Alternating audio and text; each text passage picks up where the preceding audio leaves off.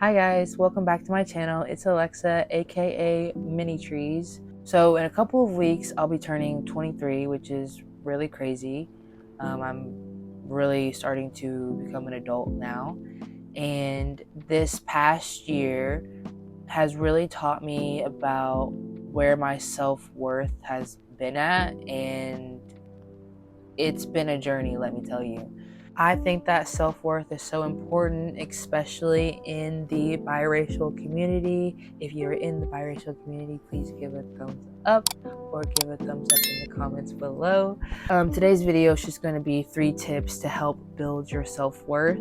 Self-worth is usually built during our childhood years and well into our teenage years as well, by our parents, by our caretakers, by the community around us.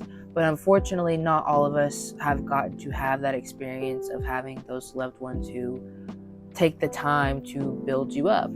And so we have to do it ourselves. And, it sucks, but it's okay and we can get through it.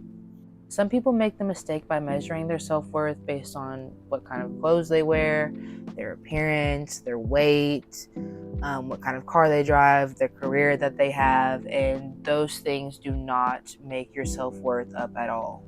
So when I was around like 16, 17 years old, I began my meditation practice. I would literally just go sit outside in my parents' backyard, put in my earbuds, play a meditation video or music, and just zone out. And it was great and I loved it. Meditation has become such a helpful tool because it has helped me become aware of my thoughts and the thoughts that I have throughout the day.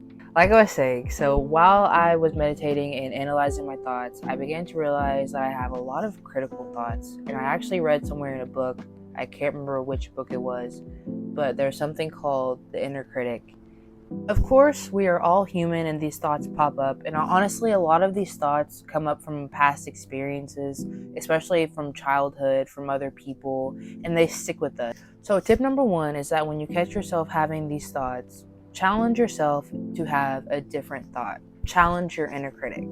I found that replacing these critical thoughts puts me into the driver's seat and I feel more in control about my thoughts and the way that I feel. I just kept repeating all of these negative thoughts about myself that were not helping me at all. It's just making me feel worse. And so I just started telling myself, I may be scared, but I can do this even though I'm scared. I started kind of replacing those thoughts and changing the narrative for myself. I told myself that I was smart. I told myself that I was brave. I told myself that I was perfectly capable of accomplishing this task if I put my mind to it. So following this, the second tip is to speak kindly to yourself. I feel like a lot of us tend to look for that external validation, and it is nice to hear from other people, to hear how loved you are by other people, but at the end of the day, if you don't feel that way about yourself, it's just that feeling will just fleet away.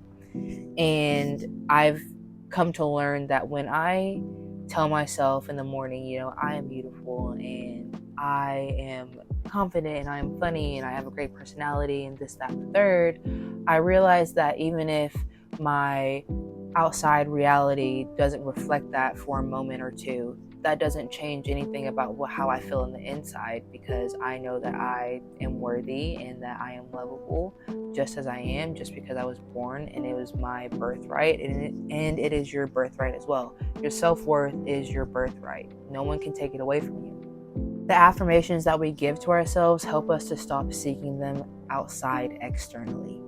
A few of my favorite affirmations are: I am valuable just as other people. I respect myself. I am happy to be me. I am worthy of love and respect. I am worthy of giving and receiving love freely. My last tip is to take time for self-reflection and self-discovery. Sometimes as people, we tend to put other things and other people on a pedestal, and then we just completely abandon ourselves, whether it be like with relationships, friendships, your job, career, whatever. Even with kids, sometimes, we just stop taking care of ourselves and we don't do the things that we enjoy and we just forget about ourselves. We literally abandon ourselves. And I've realized that when I put time to do the things that I enjoy, even the little things like going on a walk for 5 minutes or journaling, painting, dancing, just doing something that I like, it helps me discover more things that I like, and just it helps me bring more happiness and joy into my own life when I'm able to when I'm able to be in my own space. Okay, so that is it for this YouTube video. I just wanted it to be really quick and simple. I really do hope that you guys took something from this video, because everyone that is watching this is so worthy of all the love, kindness, joy, and just everything that you desire in this life. And you deserve to be here, and I'm so glad that you're here. Until next time, peace.